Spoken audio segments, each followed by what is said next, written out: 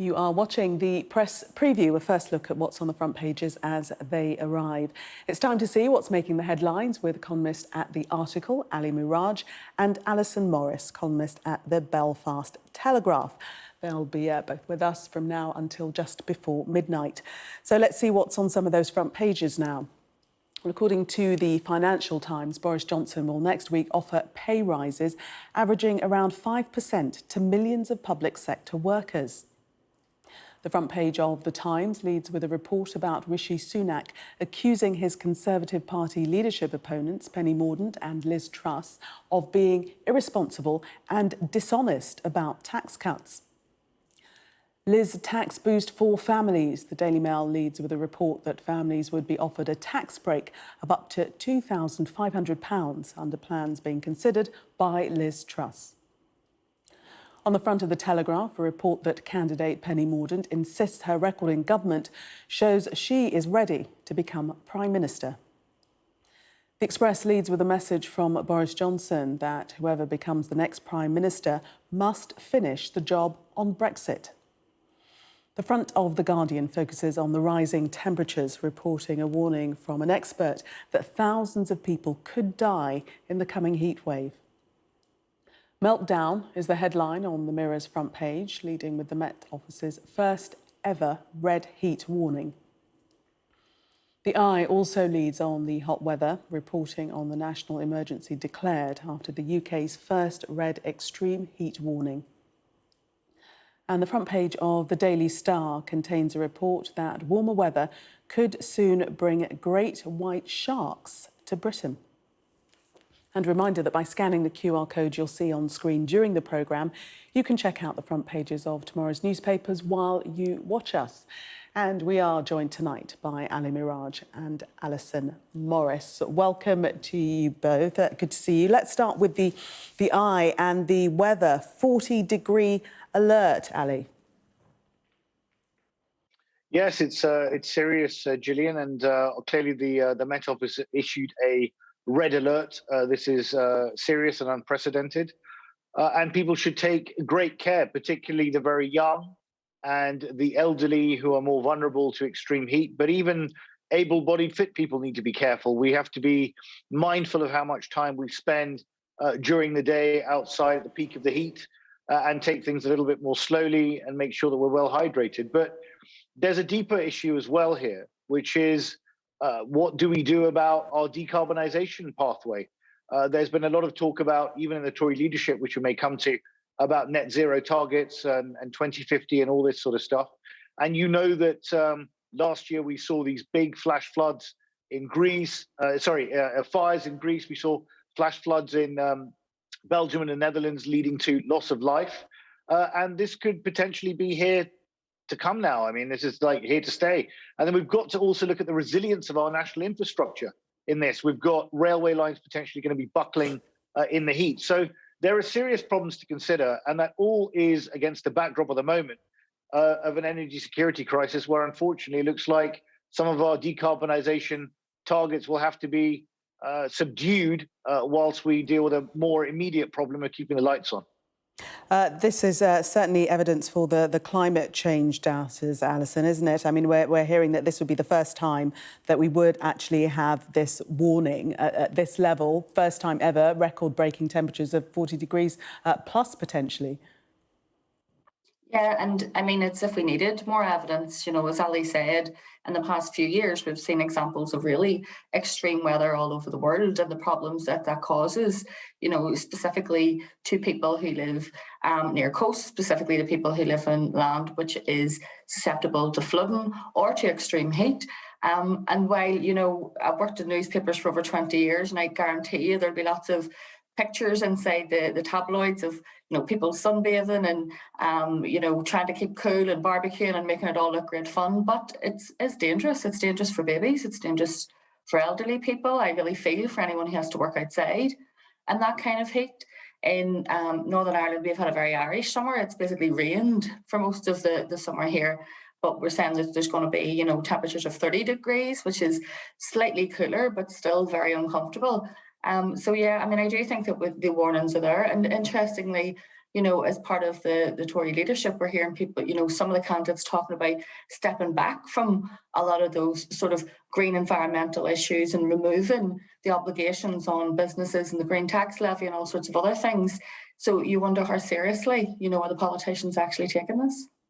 Yes, and we have to look at some of the mitigation that's being put in place, Ali. Some schools to close early, also hospitals starting to cancel some surgeries. Well, look, I think the schools thing is very sensible. These are precautions that just seem like the right thing to do. On hospitals, Gillian, we've already got real problems right now. In hospitals, we've got 6.5 million waiting list. You've just seen in the last 24 hours a lot of reporting about the ambulance situation here, with ambulances waiting up to 11 hours with patients inside them because they can't be admitted to A&E because there are no space. The beds are blocked up, and that's because people can't exit into social care much of the time, and therefore they are bed blocking in hospitals, and that's causing a knock-on effect, leading to people who are, in the case of even heart attacks, not getting an ambulance for over 50 minutes when it should be there within under 20. So serious problems, no easy answers. I think the government, to be fair, has tried to increase that national insurance social care levy. It's not going to raise as much as we hoped because they've increased the national insurance tax thresholds. But look, none of this is easy. And this all requires investment. In the meantime, we've got this heat now. A lot of us enjoy the heat, and that's great. But we need to be careful. But I do think on the other side of the equation, it will probably give a boost, as long as people act sensibly, to the hospitality industry, to people taking holidays in the UK. And whilst you should sit under natural shade, it'd be nice to put on a few tunes in the back garden, and no need to go to Ibiza this summer. The Mirror, their headline, just one word, meltdown, 41 degrees scorcher, set to close roads and stop trains. Alison, I wonder if you feel that preparation hasn't been made for this eventuality. We know that the planet's getting hotter. Just to say, I do my best to help the hospitality industry all year round. I don't just wait until the weather's good to take advantage of all the industry support. We just don't have the infrastructure for it because the temperatures have never been that high before. So, just like when you go to countries that are very warm, if there's torrential rain, you can see that their infrastructure isn't really prepared for extreme weather. We're not prepared for extreme heat. And, many of the as you said about, train lines buckling and all sorts of other things, that is always going to be a problem because it's just something that is so unprecedented. And if temperatures are going to continue to get higher, they are going to have to look at putting other kinds of mitigations in place to try and protect people during the summer months from this kind of extreme heat, as well as obviously taking climate change far more seriously and accepting that we're in a climate change emergency right now. And this is the world that we're leaving our children to inherit, and something has to be done to stop temperatures rising in this way. Just to reiterate, it must be taken seriously. The UK Health Security Agency warns that illness and death may occur. So it isn't beach weather if people are thinking that it is. Let's move on to the FT. And this is the public sector staff in 5% pay offer, this to be brought in by Boris Johnson, although he wasn't supposed to be making any policies before he actually left office, Ali. Well, indeed, are you surprised that he's not keeping to his word? Look, this is going to cost $7 billion, and it looks like it may not be enough. I mean, you've got Unite the Union now saying that it's going to be engaging in strike action potentially over the summer. You've got ASLEF, the train drivers union, also doing it at the RMT. Teachers are also wanting an inflationary pay rise. And look, it's a very, very difficult situation that the country faces right now. You've got inflation currently at 9%, heading towards double digits. Andrew Bailey, the governor of the Bank of England, saying that he's largely not completely helpless, but there's a limited amount that they can do. I do think the Bank of England now needs to step up, as Mervyn King, the previous governor of the Bank of England, said, and start doing what it can do, which is raise interest rates, which is also pretty unpalatable given where we are in terms of cost of living issues. But the issue with inflationary pay rises, and this is not inflationary, but it's on the way, it's 5%, is that they add to this problem of inflation and take it longer to get out of the system. Now, obviously, that is little comfort to people who are really struggling. And I think the deeper here the deeper issue here, Gillian, is the fact that the capitalist system that we know and love, and I'm a big proponent of it, is not working for everyone. And it hasn't been working for everyone for the last 2 decades. People have had, at the lower end of the income spectrum, have had falling real wages for up to 2 decades now, and they've had enough. And what you've been seeing here is since the last financial crisis in 2007, when austerity came in, a lot of people haven't seen their standard of living increasing. And now with inflation rampant where it is, this is causing real problems. You can fully understand why people are campaigning for this, and also why there's not been a big backlash against people asking for these kind of pay rises. Look, I think we need to be cautious on it, but I understand exactly the sentiment that's driving it. And Alison, do you think this 5% pay offer is going to be enough to avert months of strikes, potential strikes? Well, when it's been estimated that inflation could be as high as 11%, by the autumn or winter, and you think about the stress on people who, many of the sort of staff we're talking about, those public sector workers, are not highly paid staff. They're people on low to medium incomes, and we can all see the difference in our purses and our household budgets because of the cost of living crisis. So 5% and an 11% increase isn't a lot. The issue is, as Ali said, it has to be paid for from somewhere. It has to come from somewhere. It's interesting that Boris Johnson is going to do this before he leaves office and then leave it for someone else to work out how to pay for it. But the fact is that then you have, people who are trying to be the next Tory leader talking about cutting taxes, reversing the sort of national insurance hike and all of those sort of things. And yet, how are we going to pay for this? The fact is, people deserve to be able to be properly paid for their work and not to have to, we have situations where nurses relying on food banks after working 12-hour shifts. I think that's just unacceptable. So there has to be a pay increase across the public sector because the cost of living has increased so much. People in the private sector are campaigning for pay rises. It's just right that the public sector should receive them as well. Is 5% going to be enough? No, I don't think it is going to be enough.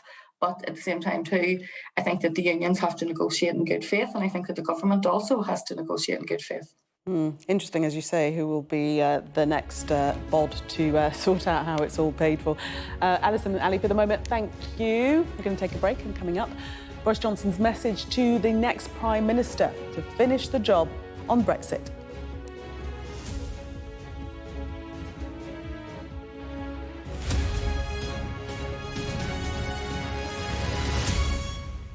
Welcome back. You're watching the press preview. Still with me, Ali Miraj and Alison Morris. Welcome back to both of you.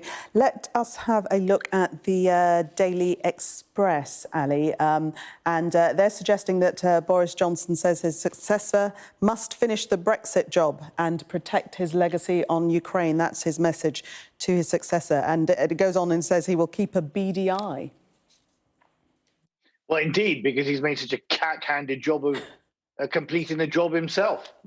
I mean, you look at the issues we've got on the Northern Ireland Protocol, where the government's now trying to play hardball with the EU and bringing in legislation in Parliament to try and deal with all the issues around this protocol, which would have been easily foreseen before. I mean, the whole entire negotiation was built around the fact there had to be a border somewhere, and that border was going to be in the Irish Sea. And the government basically threw the DUP, the Alta Unionist Party, under the bus. And now, obviously, power sharing is not working, so it all has to be revisited. And the government's coming up with this new strategy and against the wishes of the EU, and it's going to cause potentially a trade war in due course, which I hope it doesn't, but that's where it may end up. On the Ukraine issue, look, I think Boris Johnson won a lot of plaudits for leading the way on Ukraine. That's all very commendable. But where I think he also needs to be honest with people, and hasn't been, is the massive economic cost it is going to entail for this country. I'm not saying that we shouldn't entail that cost, but people need to be transparent with the public. I mean, we are in an economic war with Russia. Now, cutting gas supplies to Germany, admittedly for 10 days, might last a lot longer. Our energy prices could be high, not for months, for years to come. Putin has got absolutely zero incentive to make life easy, particularly with economic sanctions. I think if that's the way we're going, we just need to be honest about it, that this pain is going to continue, and the government cannot insulate everyone from the effects of that. Alison, quickly, your views on Boris Johnson's advice to the next PM on Brexit in particular. Well, it's really important to Northern Ireland. We have no functioning government at present. The DUP are refusing to go back into government.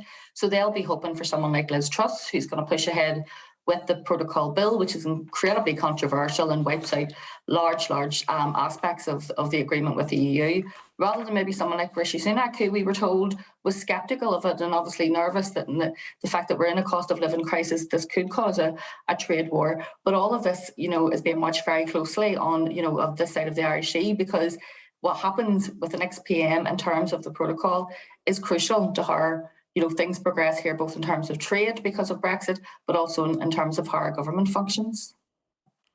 Just very quickly, I'll run viewers through our front pages on the Tory leadership contest. The Telegraph, Mordaunt insists she's up to the job. We're going to talk about that a little bit more. The Mail, Liz tax boost for families. And The Times, Sunak's plea for honesty. Some might say it's a little bit late, but Ali and Alison, thank you very much for taking us through the papers.